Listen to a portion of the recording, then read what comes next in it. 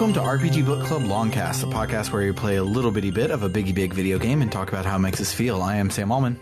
I'm David Bernard Hauk. And I'm Maddie Grace Weapon. And today we are returning to the Final Fantasy XIII universe by playing Lightning Returns, Final Fantasy XIII.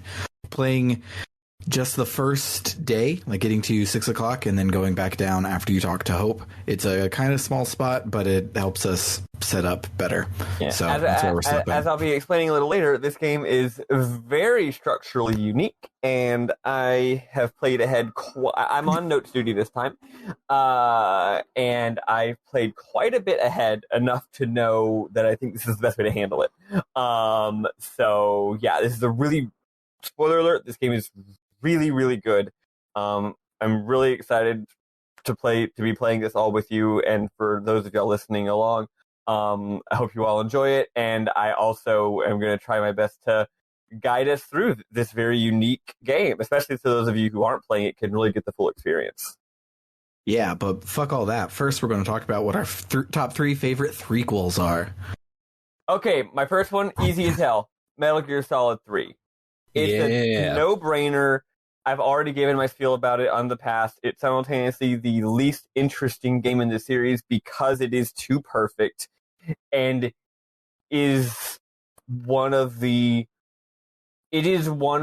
platonic ideals. Like, it's one of the pillars of Japanese action game design. It's not the only one, but it's one of them. It's one of those little crystalline, little perfect little works. What more can even be said about Metal Gear Solid 3?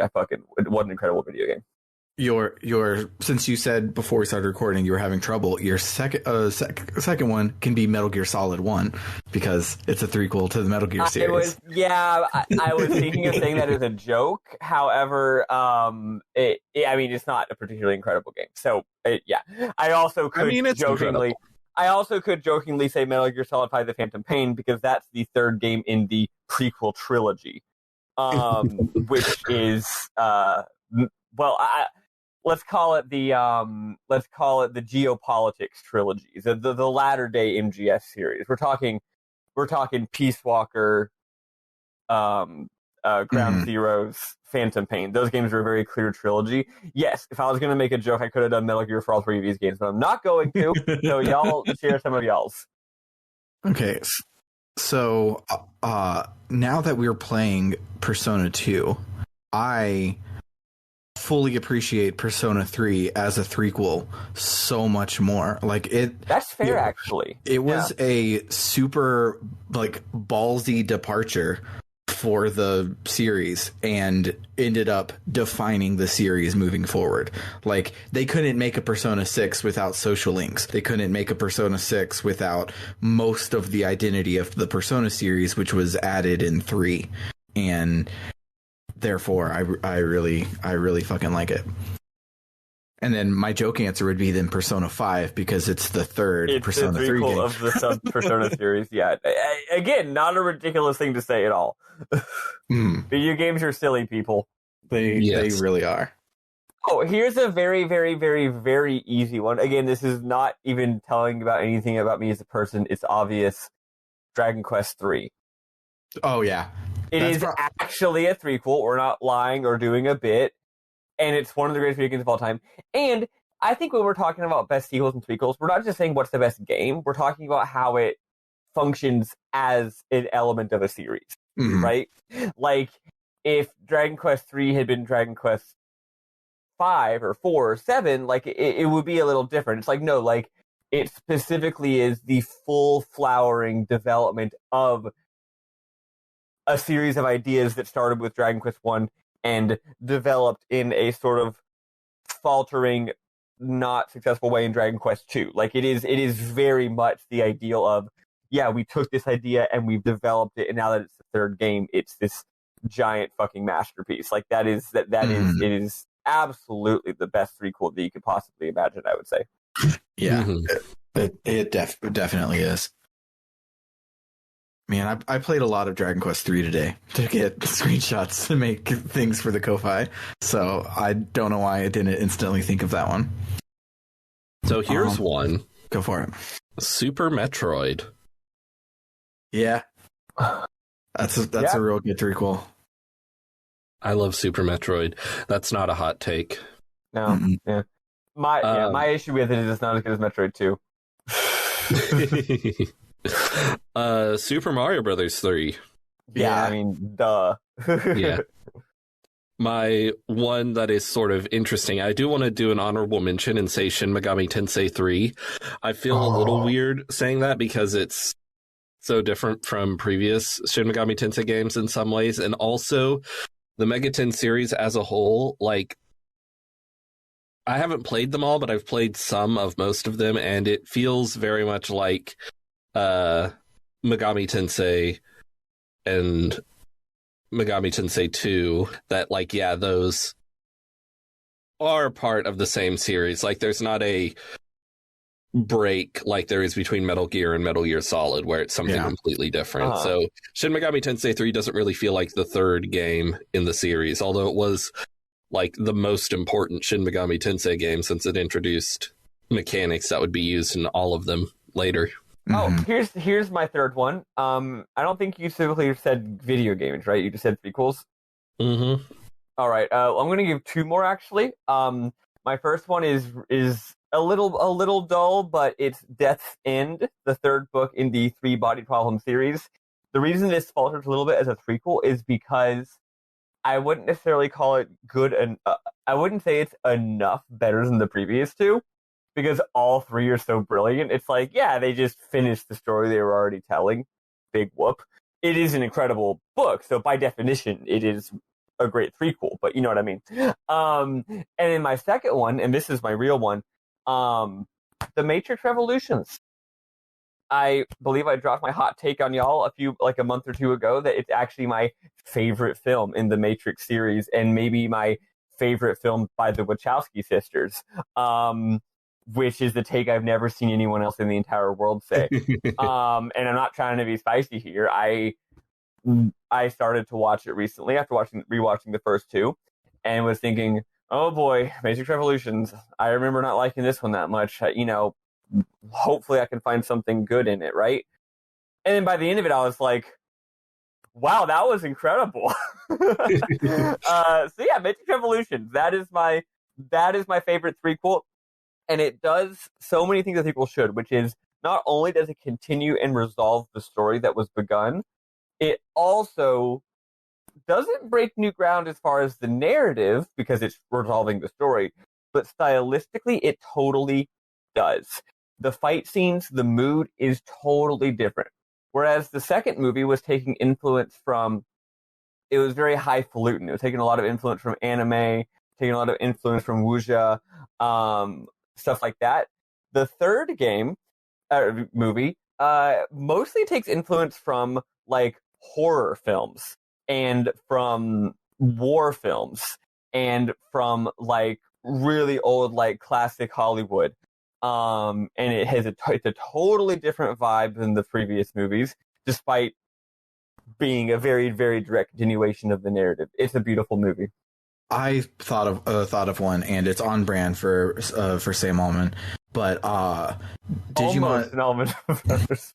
Yes, no, Digimon Tamers, because the first season you follow these kids at camp, and then the second season is like a couple of years later you follow a couple new kids, and then they looked over at Pokemon and it's like, oh my god, Ash can never win he can never beat the Elite Four, because then there's nowhere to go. He did finally do it, but now he has a trainee that he's trying to train up, and that's 20 years later. That's what they did. So Digimon, to avoid that issue of like, we can't just follow these same kids over and over again, completely like hard pivoted. We're like, okay, this one's going to take place in a world where the Digimon series exists as like animes and stuff, so everyone's going to know about Digimon as like a thing, but they're not going to be real, except for of course they're real. And then it's going to be like horror movie, like fucked up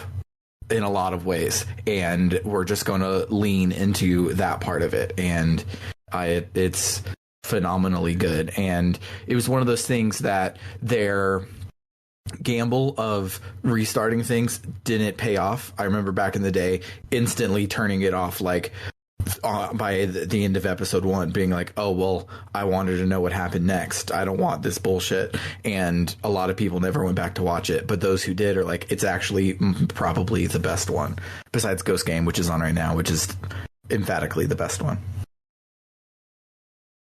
All right. So my favorite threequel is Danganronpa V3 Killing Harmony. Boy, interesting. And I can't say a whole lot about it because I don't want to spoil it for anyone. But I played Danganronpa 1 and I was like, this is really good. Kind of loose in some ways. Like, some of the writing isn't super great, but it's really good. Then I played Danganronpa 2 and I was like, what the fuck? This is bonkers. They turned Danganronpa up to 11 and it's just ridiculous. Then I played Danganronpa V3 and I was like, they're just showing off how good they've gotten at this. Yeah, Danganronpa V3, man, it's crazy. It didn't emotionally grip me with like my heart like the previous 2 games, but playing it, it's more like listening to an outrageously complex piece of like classical music or jazz, where the music is so complex and interesting, and the performer is just playing at such a high level that you're just like, your jaw's on the floor the entire time at like marveling at what you're witnessing. Like that's how Danganronpa V3 is. Also, in case you're wondering why it's called Danganronpa V3 instead of just Danganronpa 3, guess what? That's the plot point, buddy. There's also, it's to differentiate it from the anime Danganronpa 3, which is a threequel in a different way, and it's not based on a game. Unrelated story. It came out before the game did. Mm-hmm. Yeah. Danganronpa is complicated. And then my final favorite threequel is Lightning Returns, Final Fantasy XIII. So let's talk about that. Wait, I'm going to say one more because... God damn it. No, it's just because I just want to shout out, that's another thing that we like. I'm not going to say much about it. Just, you said a whole TV show, so I'm going to say Season 3 of The Good Place. It's the best season. No shade on Seasons 1 or 2 or 4, but Season 3 is the best one because I think it's the one that really hits the most emotionally and just really hits these themes in a way that is just beautiful. That's true. I really also, instead of taking place in a fantastical realm, in fantastical realms of heaven and hell, it takes place in a more fantastical, weird realm, which is Australia.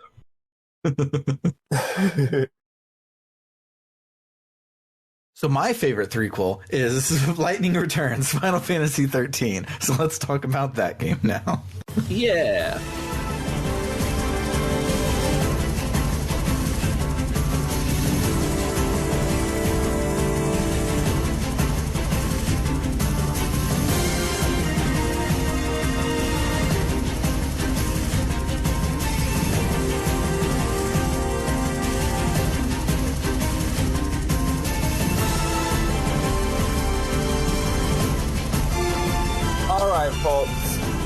Okay. Bad news, everyone. I'm on Notes duty this time. Lightning Returns, Final Fantasy XIII. Okay, so the first thing you need to know about this game is that it fucking rules. It starts with an attract mode that is the most poggers, hype-based king shit I've ever seen in my goddamn life. However, I'm not going to tell you about it because the game does that thing where the attract mode is just the opening cutscene FMV, except with no dialogue. Like, just graphics and music? Sure, okay. So, the title screen is fucking hot. The music is intense, and the logo appears alongside red lightning bolts, which is a new visual motif y'all need to be aware of. And it has really different graphic design than the last 2 games, which immediately sets this game apart from the previous 2 games. Unless you go into the DLC menu, because then it plays the casino music from the last game. Lol. Anyway, we start a new game. We open on a smoke-filled screen as Lightning's voice narrates. When I awoke from my dreamless sleep, I was just in time to witness the end of the world. The camera pushes through the smog, and we see a city at night. The place? Chicago. The year 1926. Despite it being nighttime and the sky being terrorized by fierce red lightning bolts and dark clouds, the city is lit up, people are on the streets, and a giant palace in the distance is drawing everyone's attention.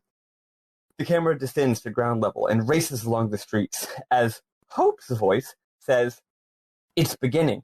The feast at the end of time. The last revelry to say farewell. The people here know that it's almost over." The camera pans up a big clock tower and we see the coolest girl in the world, wearing cyberpunk sunglasses and gazing over the city. "Yeah," she says. "Only 13 days to go." Lightning, the concept, not the person, crashes even more, and the most high-energy title card of all time displays the name of the game.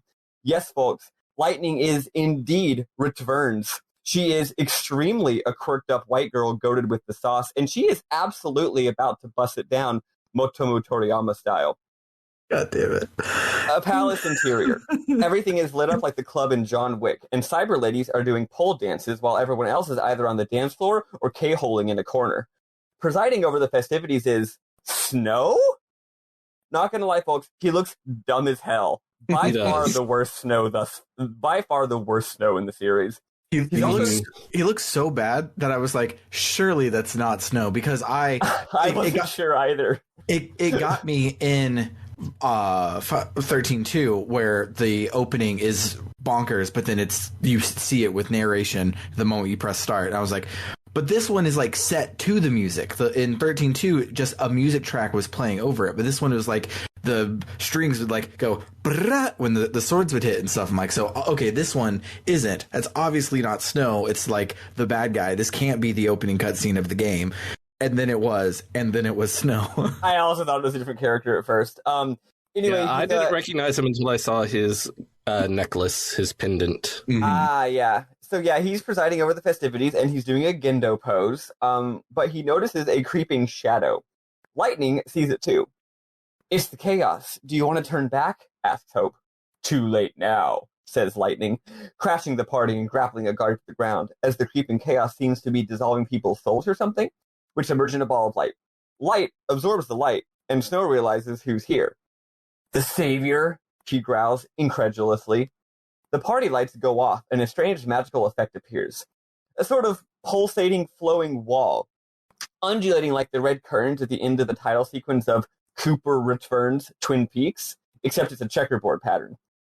A bunch of monsters emerge. Lightning and Snow both fight the monsters, not together. It's just that there are monsters, so they're both fighting them. And Lightning tells Snow that she knows why Lightning tells Snow that Snow knows why Lightning is here. Snow agrees, spitting that she's here to save him, sarcastically. The legend told of her coming, the savior that would bring light, the concept, banish darkness, and redeem souls at the end of days. Snow then attacks Lightning, and they battle viciously. She gets the better of him with her insanely cool sword that's more of like a cyber rectangle, and she holds it to his neck. Snow admits defeat and awaits death, or salvation, or whatever the hell Lightning wants to do with him. She says she can help him if he wants, but then a new voice cuts in. It's, Sarah? She says it's no good for someone to just give up, and then she breaks Lightning's sword.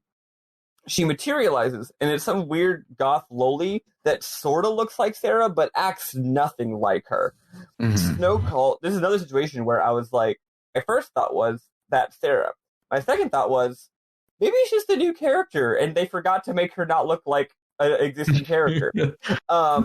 It's not Final Fantasy XIII if there's not 3 characters that are unrelated that all have the same shade pink of hair. Exactly. For me, it was absolutely, definitely, 100%. That character looks like Sarah on purpose. Yeah. Yeah. Oh, yeah. But I couldn't tell if it was also just was Sarah or not. We'll find out later. Yeah. So anyway, so Snow calls her Lumina. She causes even more darkness, explosions, etc., and teleports away, causing a giant chandelier to fall to the ground while exploding. Snow casts a huge ice spell on the chandelier, freezing it in the air, freezing a giant globe up in the air atop a big crystalline pillar. So Snow and Lightning, and us, are taken aback by this unexpected symbolism, and the scene becomes very quiet. So then Snow, calmed down, says, no one's going to stop him, not Lightning, and definitely not Lumina, and then he disappears into the magical curtains. The graphics get worse, and we see some panning shots of the Windy City as Light narrates. She and Snow used to be allies fighting evil, but the centuries have changed them. Now he presides over a party at the end of the world, while she's a servant of the Most High, sent to redeem humanity. Neither of them go a day without thinking of Sarah, and while Light can't bring her back, she can at least save Snow's soul as her first act of savioring.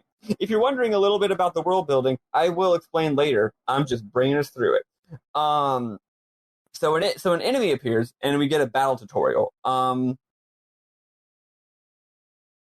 think we'll explain the battle system later. Yeah. I wasn't sure if I wanted to do that here or not. We'll talk about the battle system later. It's a battle tutorial. You just play as Lightning the whole game.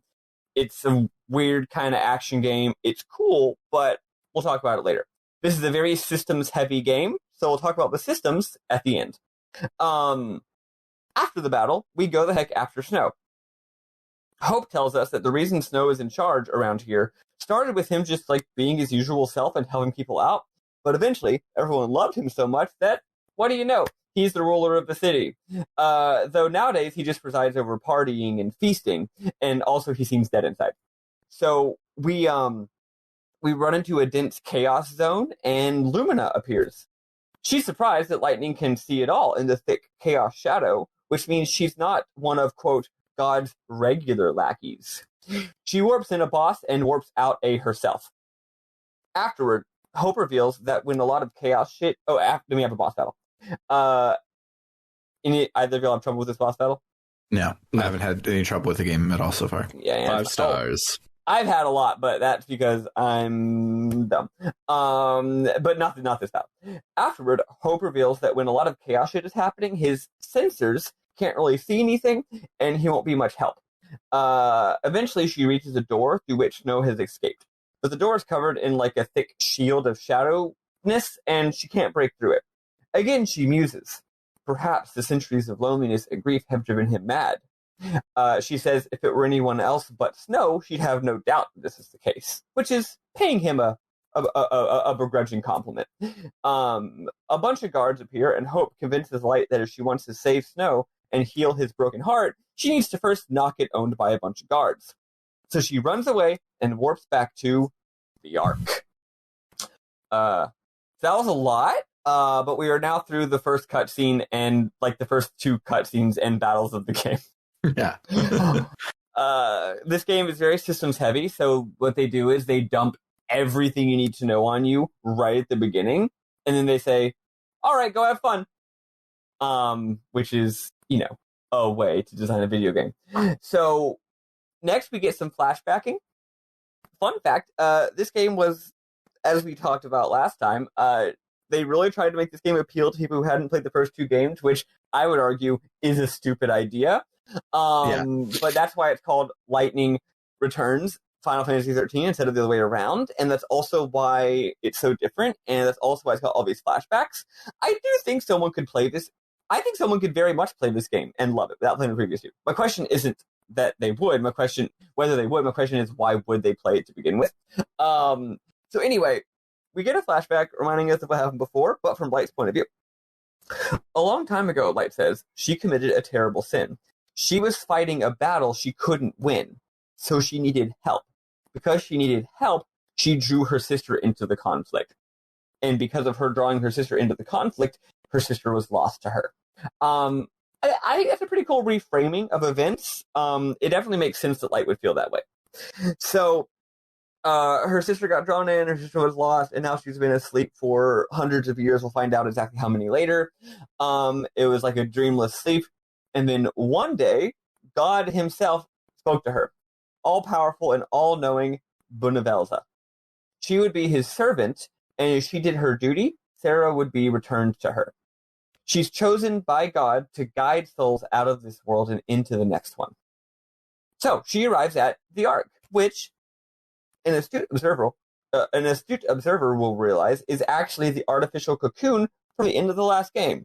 It was supposed to be a giant ball that protects all of humanity and is a new home for humanity, and instead it's a nothing space that has us and hope in it, and that's it. So that's not great. It's all white and abstract and heavenly, and in one corner is an enormous fancy computer station with Hope. But Hope has gone back to being a kid. He's got the same model from the first game, which is upsetting. Light tells us that when she woke up after her dreamless sleep, she woke up here in the Ark, and he was just here, being its lonely commander of this place for who knows how long, and that he's been helping her out.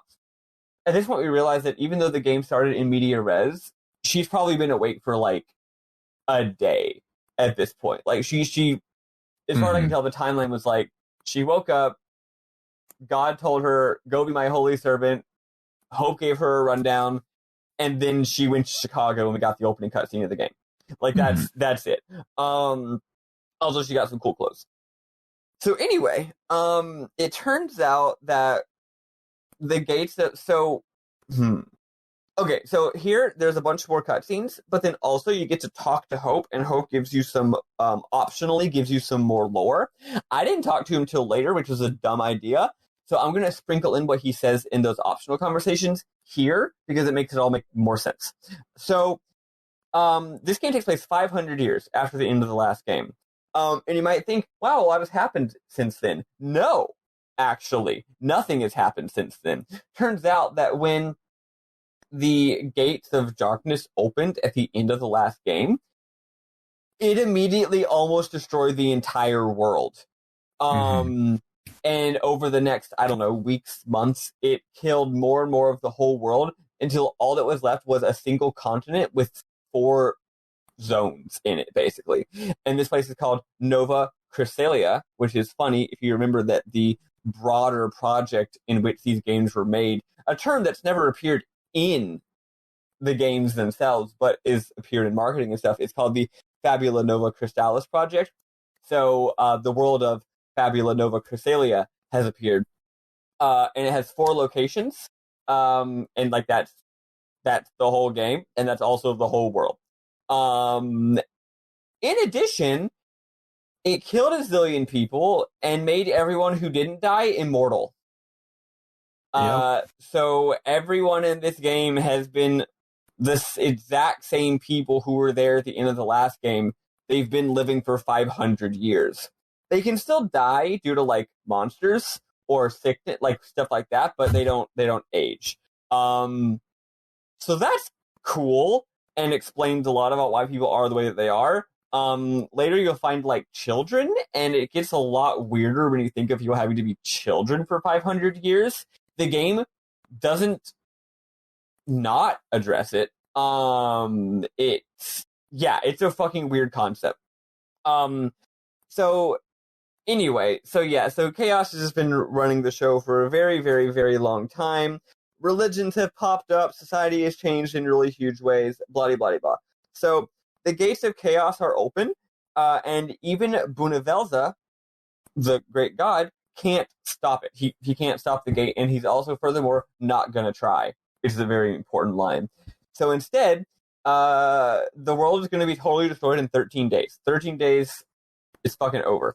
So he's going to create a new world, and Light's job is to save souls. She's literally going to Earth to preach the good word, get people to accept Bunavelza into their hearts, and deliver them to the new world.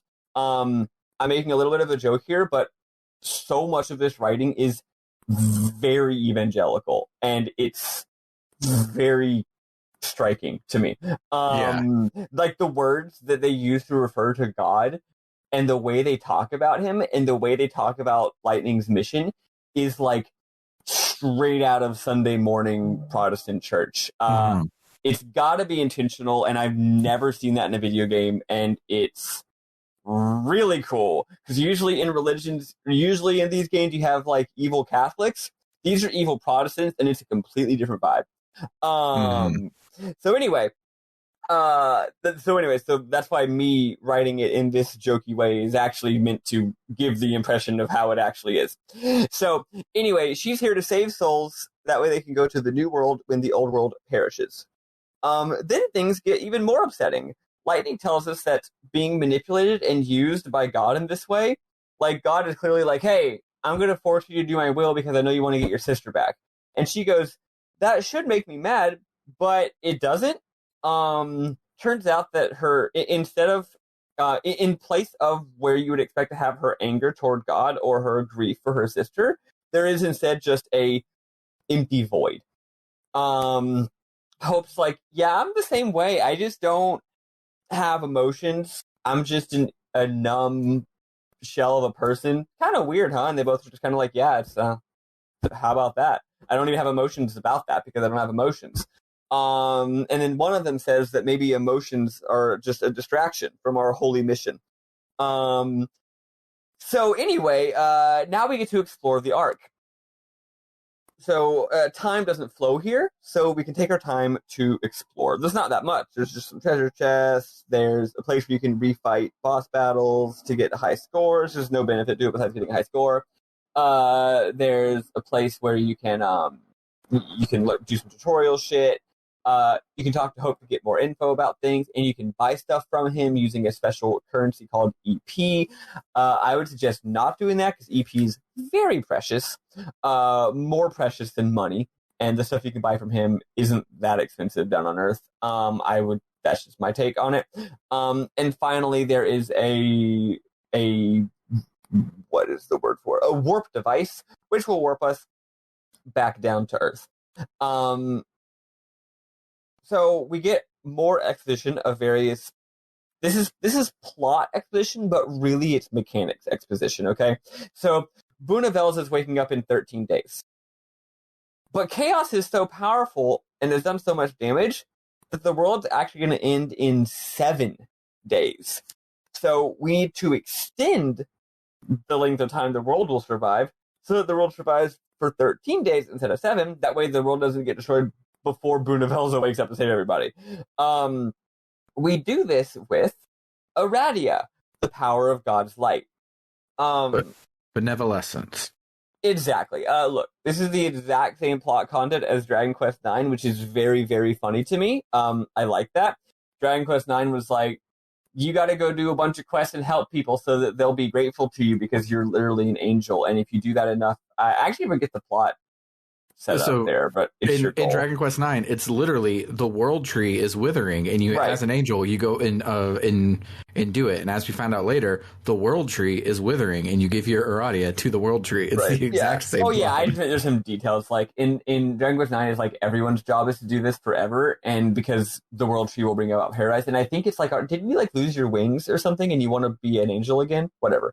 I don't know. Anyway, I've only watched the opening cutscene. Oh man, it's a great game. So yeah, so in this game... It's the game I test my DS emulation with. So to make sure it's got the proper amount of slowdown. So for this game, we got to get... so basically, look, we got to do main quests.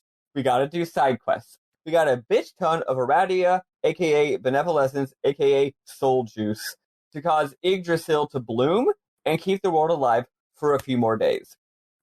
For every X amount of soul juice we get, one more of Yggdrasil's blossoms blooms, and then we get one more day of time. One thing I really like about this game is at no point does it say how many units of benevolescence you're getting from anything. If you complete a quest, it's just like, cool, you got some soul juice. Doesn't say how much. You don't know if you got a lot or a little. You don't know how much you need. I don't know. I think that's cool. So anyway, we get to the warp device. So this is how we go back down to Earth. Light wants to go back to Chicago to save Snow, but Hope reminds her that no time has passed, so the palace is still on high alert. You're probably not going to get anywhere. Instead, we should just go to a different city, for example, the world's capital, and just save some souls there. So we go to a different location. We arrive. So now we started the first arc of the game, kind of. We arrive on an inbound train. The place, Manchester. The year, 1848. It's a bustling metropolis, and more importantly, the, quote, holy see of salvation. The people here worship Bunavelza and is ruled by his pious sect. A cutaway scene shows that the ruler of the church is Vanille? What? This is not going to be followed up on this week, but apparently Vanille is the high priestess of this religion. Or something. So there's also a group of heretics who reject the teachings of Bunavelza. So we arrive at the town square or outside the train station to see that a girl has been murdered. A young girl with pink-colored hair. And then an effigy of literally lightning is thrown off of a nearby building. And some glowy text appears that says, the evil savior will die at the hands of the Shadow Hunter. So now the game begins proper. We have to go investigate the murder. We were in this area it is gated off as plot gating, but we can run around freely.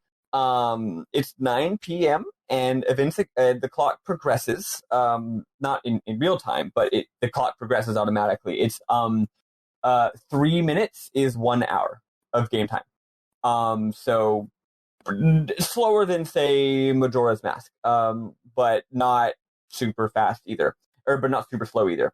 So you see the minutes clicking by, and like I said, they started us off at 9 p.m. So we can go around and talk to all kinds of people. You can jump in this game, which is fucking dope.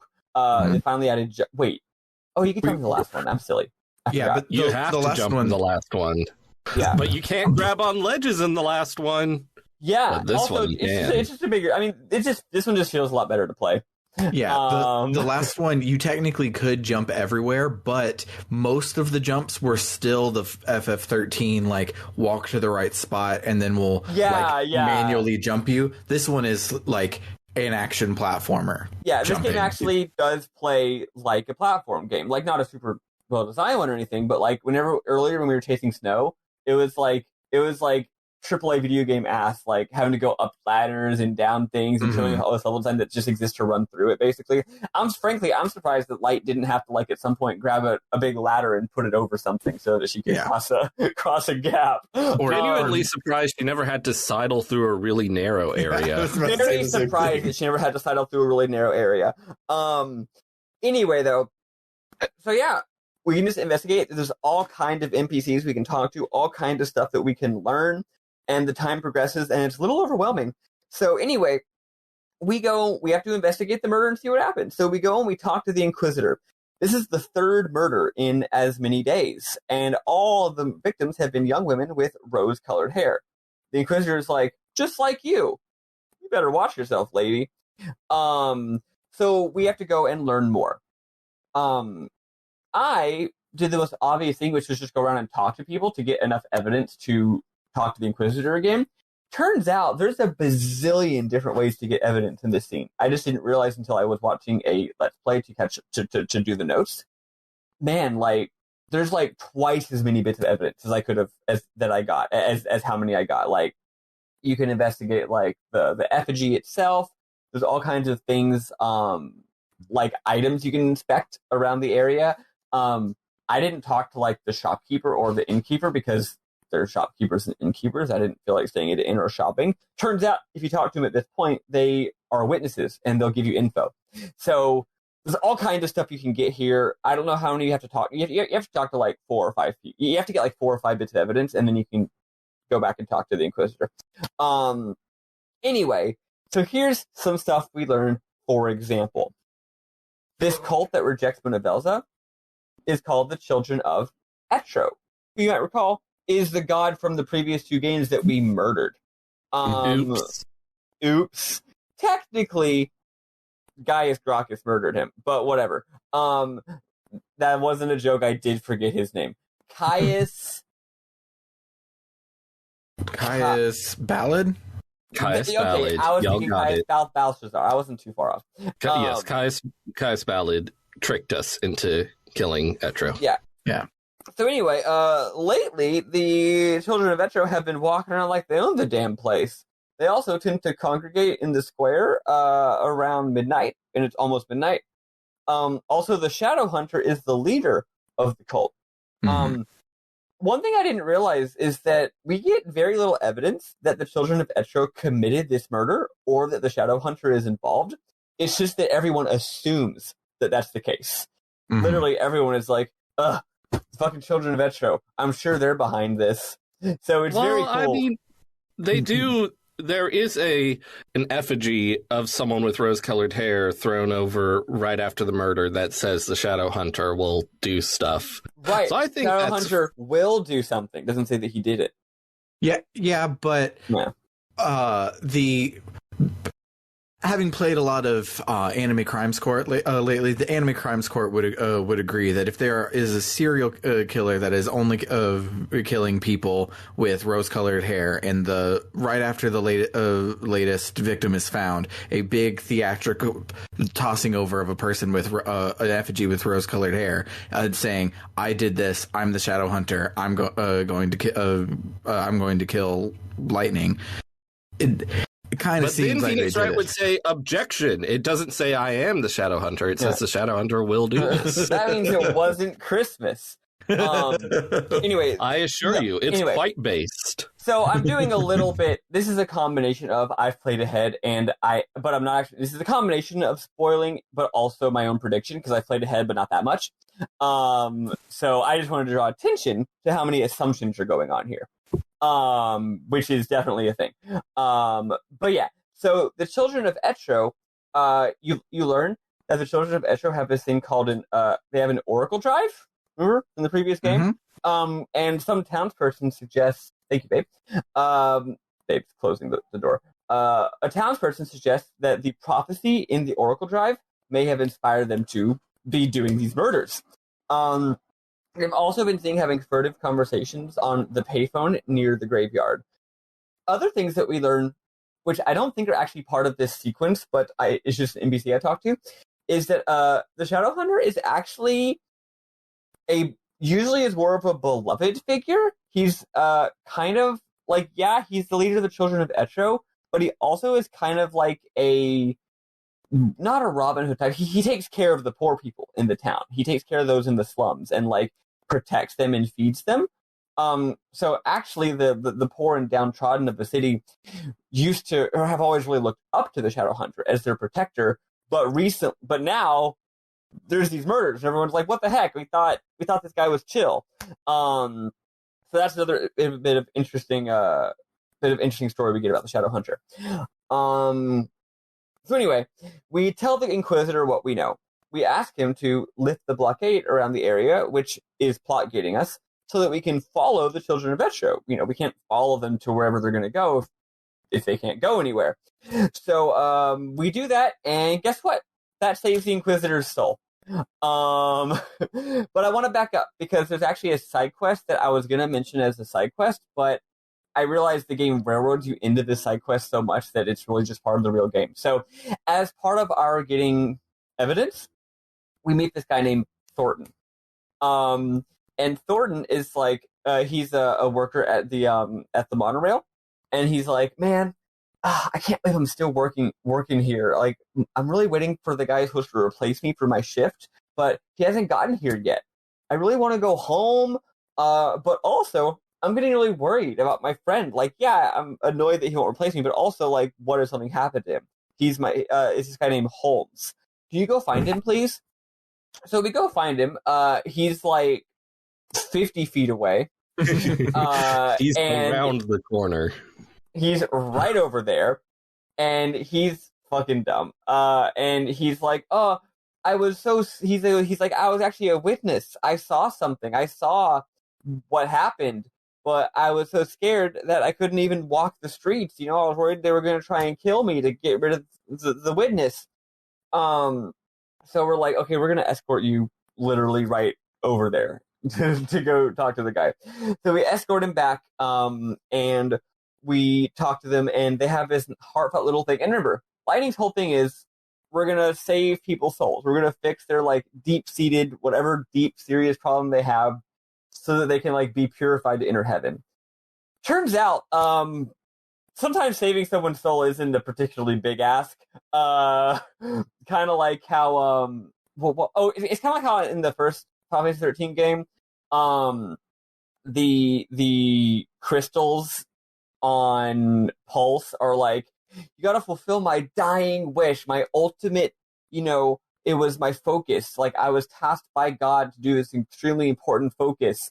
I gotta go kill 3 wolves. Like, that's kind of how this is, but it's a little more than that. So when you reunite them, Thornton reveals that he wasn't just annoyed about his friend not showing up. He was actually deeply, deeply worried because a few years ago, one of his colleagues was killed by a monster, and ever since then, he's been traumatized by it. And he was just so worried that the same thing had happened to Holmes that it happened to his friend.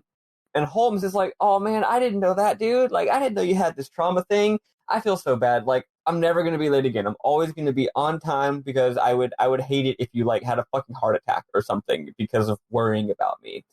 And it's kind of sweet. They have an emotional moment, and then it saves their souls, and we get their soul juice. Good job, everybody. Everybody wins. And then Holmes gives us some evidence. Holmes does say that he explicitly did see the children of Etro, or at least he says the children of Etro, not doing a murder, but he did see them throwing the effigy over the building.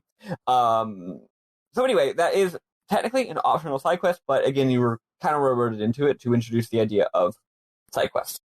So anyway, the Inquisitor lifts the blockade around the area, and now the game at this point is probably around 11 p.m. or so, 11:30. We've heard that the Children of Etro are going to show up around midnight. So now, in a relatively limited way, the game does begin proper. All the shops go back to being shops. All the inns go back to being inns. And also we get one of the most important powers in the game, which is called Chronostasis. It's a power that uses a thing called EP, which I'll go into later, that lets us stop the passage of time for a while. We stop the passage of time for 1 minute of real world time. That doesn't stop people from like walking around or anything. Everything proceeds normal. It's just that the clock doesn't tick, right? Which is obviously important when your entire game is on a time limit. So we wait for the heretics to arrive, and when they arrive, we tail them. And sure enough, we tail them to the payphone outside the graveyard.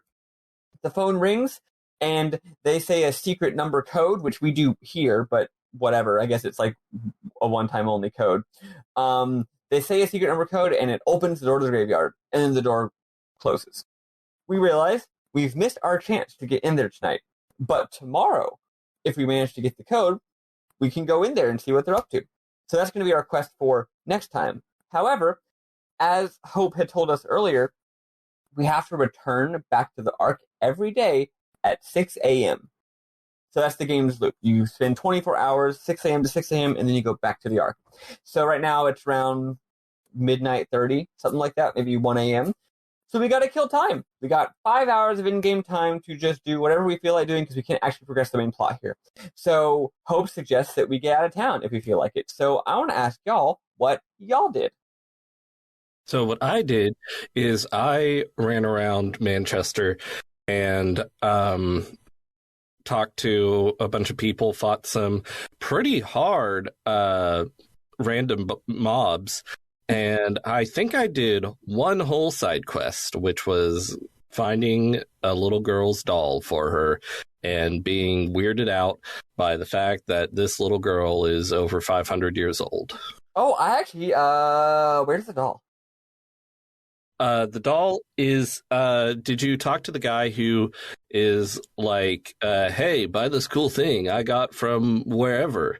And you buy it, and then he's like, I might be able to help you get past those time gates into the Warren. But I'm not going to tell you more. Because it's by him. Yeah. Oh. Well, anyway, I actually didn't get that quest till later. But yeah, I got that quest, but then didn't get her doll. I will try it again. Yeah. You better.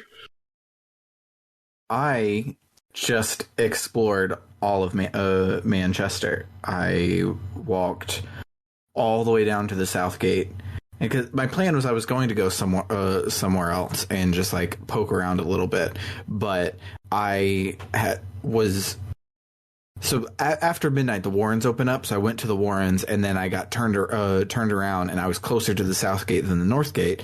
And I figured that since they're both trains, I could go to one place or the other. But no, the North Gate can go to 3 places, and the South Gate can go to 3 places, but they can't go to each other. So then I walked all the way back, and I wasted the entire time, basically. But I explored a lot of things, so I found a lot of things, which is cool. So I, at Hope's suggestion, actually went to the monorail and got out of town, although I went to the South Monorail. So I guess I did run from the north of town to the south of town and maybe picked up a side quest or 2 on the way there, maybe? I don't really remember. Because I played ahead, I kind of forget what side quest I activated when. But my main thing was I did not explore all of Manchester. I went to the south, got on the train, and went to what is this bit? Texas, which is a nice open grassy field area with like chocobos and shit like that. And I explored that area, and it's very big. And I actually started one of the other main quests of the game, which involves like a magical silver chocobo. But in order to get the silver chocobo, you have to get a chocobo eater, or other way around. I don't really remember. Whatever. It's a main quest, so I'll probably talk about it when we actually get to that main quest. So here I'll explain the structure of this game. It's completely open-ended. There's a number of main quests. I'll spoil it. There's 5, and they all are like Majora's Mask style. Like, you gotta do things at certain times, and you can just freely explore 4 large game areas: Manchester, Chicago, Texas, and Arizona. And that's it. You do side quests, you do main quests, you can hop around them. The quests are in chains, so if you go to your quest menu, you'll see that we've now completed quests like 1-1 and 1-2, and we now opened up quest 1-3, which is to get the codes, but the codes aren't written on the wall until 6 a.m. In other words, until after we go back to the Ark and then come back again. So when we get back, we can start quest 1-3. But I've triggered quest 4-1, actually, and 4-2. Actually got through 4-1. And I've also, in my own playing ahead, triggered quest like 2-1, which, spoiler alert, is the one about snow. If you go back to where snow is and talk to people, that triggers quest 2-1. So presumably there's 2 more quests. And, if you can't complete one yet because you got to come back at 2 a.m. and it's currently 7 p.m., just go do something else for a while. That's it. And it's just super open-ended. All the towns, everyone has their own schedule. So there'll be side quests that you can't activate at certain times of day. So if you re-explore an area later, you'll activate quests that you couldn't activate earlier. And also, if you fight an enemy and die, you lose an hour of game time, which is real fun. So don't do that. And finally, I want to talk about EP. So in this game, there is no experience points. You don't level up. You don't do nothing. The only way to get stronger in this game is to complete quests, which is insanely cool. Well, or, buy equipment, obviously. So you can buy equipment, which costs money, or you can complete quests, which gives you just... Each quest is like, oh, this quest gives you more HP and more MP. Or, it's not MP, but whatever. This quest gives you more HP and more attack power, and maybe it gives you a special spell that you can cast now. That's cool. There's a very, very, very important currency in this game called EP, which I don't know what it stands for. Maybe it's energy points. Who knows? You start off with 5. Okay, you have 5 EPs. EP is what you use to do really important shit like, for example, Chronostasis. Chronostasis costs 1 EP to use. So you use 1 EP to cast a spell that makes time stop for 1 in-game or 1 real-world minute. that's very important for exploring. Other things are like you have like a special like limit break mode that you can activate in battle that costs 2 EP. That's a lot, so I never used it after the battle where they introduced the concept. What else can you use EP for? Did you mention overclock? I was distracted. Oh yeah, that's the I didn't know what it was called. Yeah. Oh, for a whopping 3 EP, you can fast travel, which is a lot, and I haven't used it. To any area that you've unlocked as a fast travel location, which is mostly just the other zones in the game. So far, the areas are North Station, South Station, and then in the other 2 areas I've been to, it's just the starting area for both of them. What else? That might be it. Or I For could now. I'll just spoil it. Eventually, you will get a revive spell that costs 1 EP. So if your health gets reduced all the way to 0, you can either use a Phoenix Down on yourself if you have one, or you can just end the battle and therefore have lost an hour of game time, or you can cast the spell, which costs, I forget how much EP, to cast a revive on yourself. So, very important resource. And how do you get more of it? Every battle gives you EP, but it's slow. The most basic, easy-ass battle in the game gives you 0.04 EP, which means if you fight a whopping 25 of them, then you'll have 1 EP. But it scales up very quickly. You'll have battles that give you like 0.7 EP, which is a lot. Time doesn't progress when you're in a menu. It also doesn't progress when you're in battle. So if you get good at battles, you can just grind battles to get EP and therefore pay for more Chronostasis if you really want to do that. Otherwise, this game's actually pretty light on the battles. You don't get experience points from it, so you can just not do a lot of fighting if you don't feel like it. Anyway, that's a basic rundown of how this game works. So you get to do whatever the fuck you want for a while, and then at 6 a.m., we return to the Ark. As I said before, turns out that there's 5. Hope is like, I've identified 5 locations in this world with really huge amounts of erratia, aka there's 5 main quests in the game. 1 in Manchester, 1 in Chicago, 1 in Texas, and 2 in Arizona. So we can talk, we can whatever. But then, if we decide we want to warp back to begin the next day, everything goes dark. And oh fuck, Lumina shows up, and she's sitting on a big crystal throne. The same one that Sarah got imprisoned in at the end of the last game, okay. It also turns out that Hope has lost all contact with us. So Lumina informs us that we're now inside of Light's own mind. Not only can Hope not see us, but neither can God. God cannot see inside of people's minds or hearts. He can only see what's on the outside.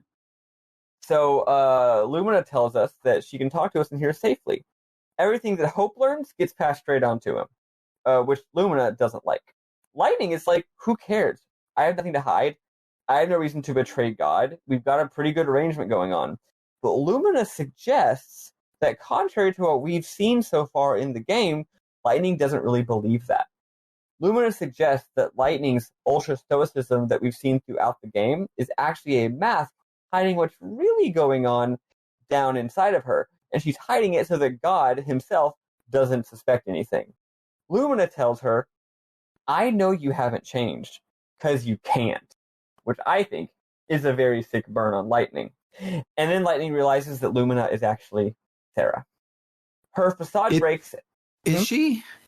Because I still don't think that she is. I think she is. Well, I mean, that's what Lightning sees Sarah's face and then says, Sarah! And then Lumina disappears. I read that scene as Lumina like using the memory of Sarah to taunt her, because she looks like Sarah, but she is very notably in the scene not using Sarah's model. Sarah has a different face than Lumina does, and I noticed it here at this point that the whole face shape is completely different. It's just the hair that looks like it, and I thought that was cool. So I think that they are different people. She's just like using Serenus to taunt lightning and potentially snow and maybe metaphysical reasons too. But I mean, I'm sure it's some kind of complicated bullshit. Who knows? Yeah. No, you're probably right. But yeah, I mean, I read this scene as she's like, "Are you Sarah?" or something, and then of course Lumina disappears, so we don't learn anything more. And if we learn anything in parts of the game that I've played further, frankly, I don't remember. So, so we return to reality and we descend to Nova CASTulus for our second day. I have one question. Did y'all manage to make Yggdrasil bloom? Yes. I think so. Well, I guess y'all are just better at video games than me. Should have found that doll. I did not make Cresselia bloom, mostly because I spent most of my time going to a whole other area and running around, not doing quests because I was exploring instead. I did make one bloom after my next day. But yeah, my first day back, I put my soul juice into Yggdrasil, but then nothing happened, and Hope was like, "You gotta get more soul juice," and I'm like, "All right." So anyway, yeah, that's the opening loop of the game. So the first day, even though it wasn't really a full day, we kind of got cheated there, is done, and there are either 6 or 7 days left until the end of the world, or theoretically 12 if we're doing our job right. So next time on Lightning Returns Final Fantasy XIII, we're going to go through the rest of the Shadowhunter quest, plus, I don't know, man, do your fucking thing. So for the next 5 or 4 or 6 episodes, we're just going to do one main story quest per episode, which means I at least have to complete them. If you feel like you want to go do other shit, be my guest. I feel like what'll happen is each week we should share. I'm going to share what happened to the main story quest, also maybe some major side quests that I did. I would like y'all to share what y'all have done, but not anything that is like, oh, I went and did some of the other main story quests, because we'll talk about that later. Right? So yeah, like if you're like, oh yeah, I did quests, I did the whole Shadowhunter quest, but I also did half of Snow's quest. Well, don't tell me about it. We'll talk about that next time, right? Yeah. But if you're like, oh, then I did these 10 side quests, by all means, tell me all about it, right? So that's how it's going to go. Do not spend a whole week doing half of every main story quest and not finishing any of them, because then you won't be able, then you will get spoiled. Yeah. Sorry, you can't do that. Also, I will say you shouldn't do that, because apparently, after the 7th day, all the enemies start getting stronger, and the bosses that you fight at the end of each main story quest get stronger. Yeah. So if you wait till day 7 to do to finish any of the main story quests, you just played yourself, because now the game is a lot harder. So the game is sort of a level scaling thing. So yeah, basically, all you gotta do is do the main shadow quest for next time. Cool. And it's not that much, for the record. I'll just tell you. First, you're gonna get the numbers. Then you're gonna go into the graveyard and do some plot shit and some heart and some battles. And then you get one final quest, which is go fight the boss. And I haven't done that one yet, and that's it. Awesome. Yeah, so it's not that hard. Cool. Yeah, so that's all I've got. So now we should switch into memorable moments, and talk about either shit you did that you want to share, or, typical Mim Mom type stuff.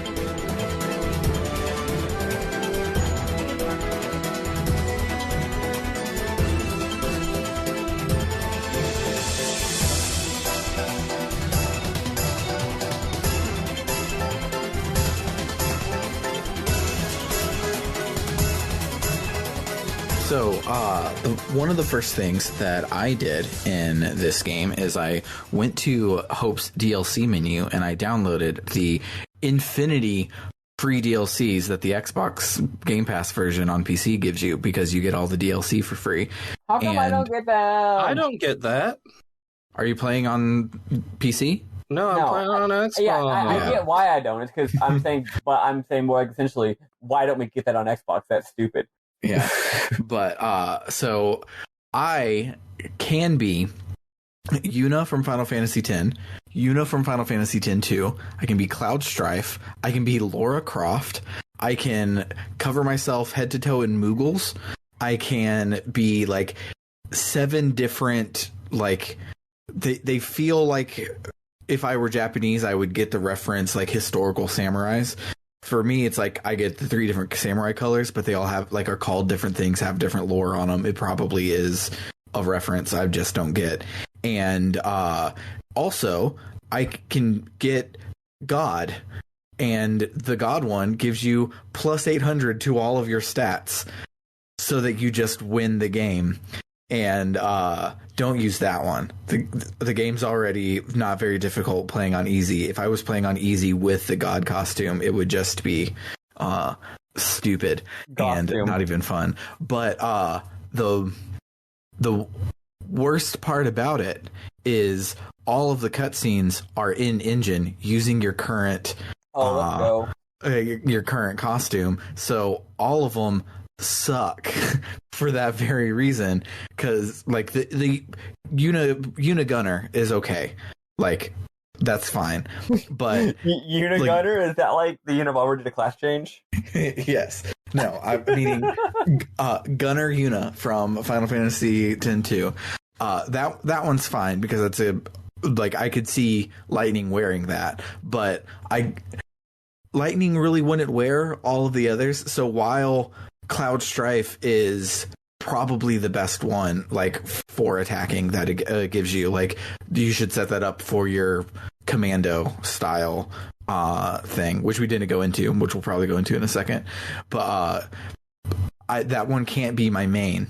So my main one that I'm walking around in for cutscenes, I had to make one of the basic default ones. You can unlock her outfit from Final Fantasy XIII and from 13.2, and her Valhalla special one from the DLC of 13.2. So you have normal Lightning looks to choose from, plus her new one from this game. And I highly recommend keeping that as your default, just because you don't want to cut to a cutscene and you have fucking Moogles on your head. It's not worth it. That reminds me of, so I actually want to just talk about the battle system next time. I know that's a little weird, but we're running on time. I have 100 XP will be shorter, and also, more importantly, the battle system does continue to open up a little bit. So once you have more time to play with it, I think we can really talk more about it. Because boy, you really you can just go fucking hog wild with this battle system once the game opens up, which is very quickly, which is right at the point we're at. And at any rate, though, I wanted to mention, I just checked my screenshots. Turns out I have 0 screenshots from this portion of the game. Every one of my min-moms happens after what we just got through, so never mind, I have none. But I do have a few things I want to mention, which is I found it very humorous that the bonus, like, you're a different character from Final Fantasy costumes are Yuna, who's a girl, Yuna again, who's a girl, Aerith, who's a girl, Cloud. Yeah. Because it's like, we all know Lightning is just girl Cloud. We all know it. And I like that kind of subtle acknowledgement of the fact Lightning is girl Cloud, like being like, yeah, you can just be Cloud. It's we all who are we kidding here? Also, one thing I want to mention, 2 things. This game's music. No, before I mention the game's music, the intro to this game gives the impression that the game is very high energy and fast paced and intense, because the intro to this game is very high energy, fast paced, and intense. Once the game proper begins, it's not at all. The game has a really cool battle system, but you don't really do that much fighting. You mostly run around. The game is not fast-paced and intense. It's mostly talking to people and exploring. It's mostly just world sense and getting to know the place that you're in and the people that are in it. And it's like chill vibes.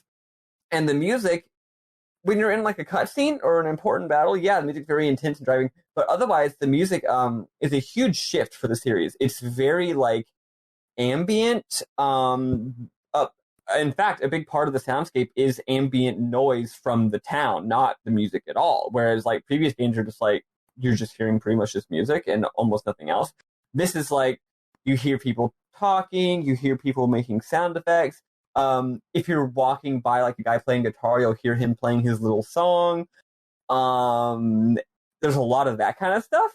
So it's a lot more about noise and just sort of the messiness of human existence. It's not at all what you would think based on the first hour of the game.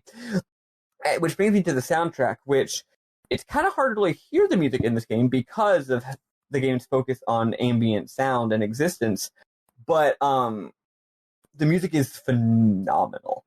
And it's totally different than the previous games. Whereas the previous games had these driving melodies and these stirring emotions, this game is all like jazzy. Every track is like 8 minutes long and is mostly just like jazzy noodling. That's like super moody and thick. And it's absolutely wild. And also, this is a bit of a spoiler, but I do know that the track Noel's theme and also Sarah's theme appear in the games at some point. Those beautiful vocal themes from before. And holy cow, the rearrangements are like dark. Let's put it that way. Yeah, so the whole game is just trafficking in this like gloomy, moody, but not like overly oppressive, just like you're just a little bit depressy because it's the end of the world and you're running around living your life while things are about to all die. Complexity and richness. I'd highly recommend anyone playing this, if you're listening or if you're playing along, still go boot the OST up on Spotify because it'll really do a lot to explain what we're trying to explain here with the game's mood. And also it's great music. Nice. So I want to point out two very important pieces of lore. Okay. Mm-hmm. So you mentioned that no one dies of old age anymore. No one ages. They can die of sickness or because monsters happened. Very importantly, no one can have children anymore. Yeah, very important. I should have mentioned that one. Yeah. They did. It's a shame that 17776 is not a movie, or I'd say it's our movie night. Yeah. Except we don't do movie night on LongCast anyway. Oh yeah, good point. I'm silly. Anyway, another thing, which is an optional thing Hope can tell you, is that days used to be 26 hours long. Clocks went up to 13. However, when Etro died and chaos happened and the world started ending, 2 hours disappeared. And now days are 24 hours long, and no one understands why, and it's really weird. Yeah, which is similar to the dark hour in Persona 3. So I love that piece of lore happens like off screen. It's like, by the way, the last two games you were doing, all of those days were 26 hours long. We didn't have any real-time events, so that didn't matter. But just so you know, it's now different that we have a 24-hour day. It's different now. You didn't know, but it's different now. I'm wondering if that's going to matter in any way besides this is Final Fantasy XIII. Everything has to be 13. So we'll say the clock used to be 13, although now it's not because we don't want to make the game too confusing since it's got a real-time system. So we want to have it be the same number of hours as real life. Otherwise, it would be unintuitive for players. or if there's like one FMV like in Palom Polum or something where that passes by a clock tower and it had 13 hours on it, then being cute, and they had to explain it away why the clock no longer goes up to 13. Maybe that's it. Perhaps. So one of my memorable moments is the fact that Hope is really important in both games, which I think is neat because people sort of hated him and they're like, fuck you. He's going to be sort of the main character of 13.2, and he's going to be Navi in 13.3. Fuck off. Yeah, it's quite cool. Speaking of Hope, one of my memorable moments is because this game is trying to get people to play it who skipped the second and maybe even the first game. The first time you answer the phone for Hope, it goes, "Hello, Mr. Hope Estime." Yep. Yeah, and I don't really see a character reason for her to do that. Yeah. Really? I think there is. I remember, she's been away for a gazillion years. And last time she was around, he was a child, right? and then he became an adult, he became this respectable person, and then she reconnects with him. And remember, if you imagine that they've probably been working together for like 12 hours or something, he's like, hey, I'm Hope, I'm your boss, go do this. So, I don't know, I saw it as her being cute and being like, you're apparently my boss now, and also you're like a cool guy who almost like saved the entire world by being a smart scientist. So, sure thing, boss, Mr. Hope S time. And he's like, that's weird, just call me Hope. Like, come on. Why are you being weird? I don't know. It made sense to me, though. I agree that it is a strange thing to say. But sometimes people say strange things. Yep. So I want to underline that title screen with all the letters just flying in, 60 frames per second, music going wild. And then the fact that I really want that title screen music to be the intro music when we first start going through the game, because, like, it's a phenomenal piece of Hamauzu music with those big chunky chords. But yeah, and also the fact that the menu options have, like, they're different. They're done differently. Mm-hmm. Mm-hmm. It really so 13 and 13.2 reminded me of a Kingdom Hearts start screen, but this one reminded me of Final Fantasy X, which I remember when I turned on Final Fantasy X for the first time, I was like, this is not a Final Fantasy opening screen. This is something crazy different.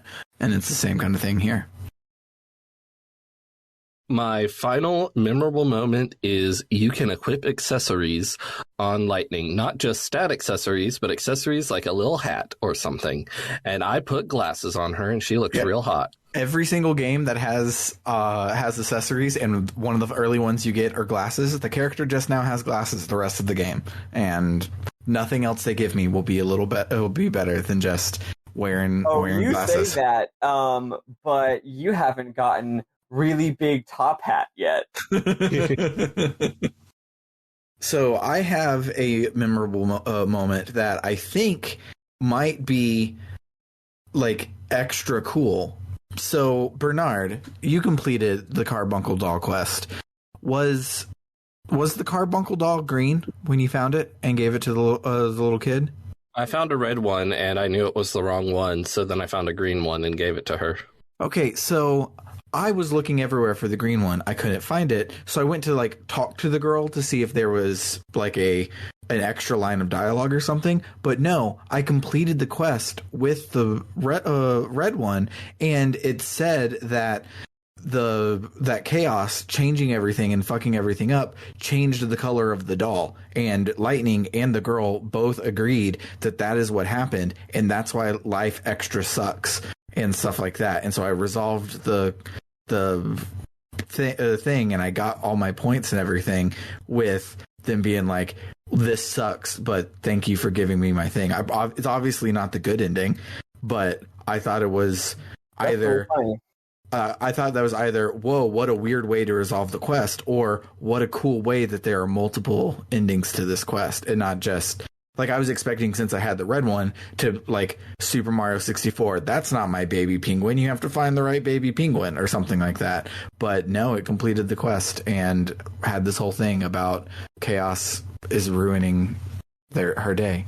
So anytime Lightning fucks up a side quest, she can just be like, oof, chaos. Am I right? What can you do? Want to give me your soul juice? Please give me your soul juice. One thing I want to mention for those of y'all listening as a tip is this game is, I know I've mentioned Majora's Mask here, and there's obviously some there's obviously some connections here.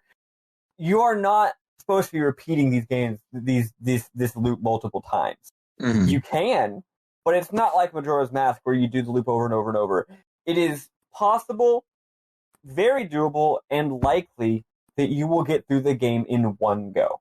Mm-hmm. So you don't be like you don't need to rush or anything like that. Take your time. The game gives you plenty of time, especially with the whole time pausing thing. And there's not a whole lot of like the main quests aren't that long. But like also, if you're ever thinking, oh, I'll do that on the next go around, no, that's not a thing. However, yes, if you get to the end and you haven't saved the world yet, you can in fact reset the hell out of everything, and you keep your you keep all your equipment and your weapons and your stats, which is the main thing. So you're really powerful. And then you can go and you can give it another shot. But I just want to make sure that the mindset is not wrong here. So I'm hoping all of us will get through it in one go. If not, it probably doesn't actually take that long to skip through shit. And unlike a game like Majora's Mask, all the side quests will revert themselves to not being done. Like, everything gets reset except your own person. So yeah, although I will say, if you do a side quest again that you've already done the same go around, you'll get the rewards again, but it'll be a smaller reward. So theoretically, you could like grind by doing the quest over and over and over, but you get a much smaller reward from it. So it's like whatever. But like in the alpha timeline, if the game resets and you don't do the Thornton quest anymore, then in the canonical alpha timeline, Thornton is still sad about his friend. His soul, he is not going to heaven. But yeah, anything else anyone has to bring up before we finish up? I like that the game is fashion. Yeah. The outfits all look amazing. They all look so good, and I can't wait to talk about that more when we talk more about the battle system and character building next week. Hell yeah. Or next time, or whatever. So if you liked what you heard today, you can check us out on the web at www.rpgbook.club, where you can make donations, help us keep the lights on, help us pay for games. And we recently launched membership tiers. So the base tier, the Gadabout tier, is the same as it has been before. If you're a longtime listener, you know the drill. You get early access to the Book Club no Kaseki episodes, and you get to vote in the polls to tell us what games to play. And you get green, your name turns green in the Discord if you come and join us in the Discord. That's still the same. That's the $1 tier. We have added a $5 tier where your name in the Discord is now a reddish brown. And we also shout out your name at the end of every episode. So shout outs to Cerebral Wind, Anthony Lerma, Vimk, Jfro Prime, Eli Bergmas, Doho, and our good friend Tuxedo Ken. We then also have a $20 tier called the Luminary Tier, which has all of the same stuff as before, but now your text is blue, and we get to give you a one-sentence shout out or plug for whatever you want. Our Luminary, our only one right now, is our good friend Carr, and he's a dentist, so his shout out is to brush your teeth twice a day, especially the time right before bed. So if you want us to shout out your mattress or your meal kit service, you can head on over to www. Or your dick pills, or your gambling website. Sam, you keep saying this, and I think the traditional format of advertising would actually bring in more money than them subscribing as luminaries. I know, but I don't want to do ads. We don't want to do ads. We're just jokingly saying that technically, if someone wanted to advertise, they could cheat the system. Yes. Oh, I see. Yeah, I don't want to tell people to buy dick pills, but I will do it for one sentence only and not a whole deal for $20. But if you want to be like these people, you can head on over to www.rpgbook.club and support us over there. We will be endlessly grateful. But for this episode of RPG Book Club LongCast, I have been Sam Allman. I'm David Bernard Hauk. And I'm Maddie Grace Rabbit. Toodaloo, folks. Goodbye.